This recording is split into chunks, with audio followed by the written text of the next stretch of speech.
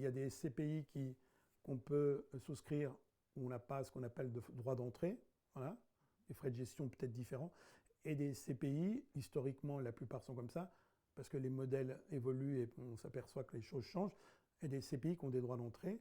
Et donc, c'est là où je mets un point vraiment important, savoir que ce sont des placements vraiment relativement sécurisés, diversifiés géographiquement, sectoriellement, mais avec un engagement minimum de 5 à 8 ans.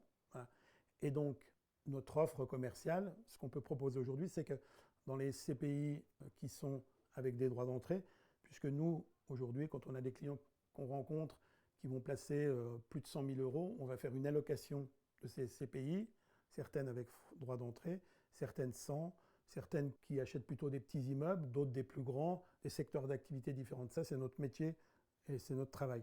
Mais à partir de là, pour les CPI qui supporteront des droits d'entrée, ben, actuellement, on propose un cashback qui peut être entre 1 et 3%. Ça veut dire qu'en retour de cette souscription, le cabinet Finarock s'engage à verser jusqu'à 3% du montant en cashback, ce qui permet d'amortir un peu ce coût.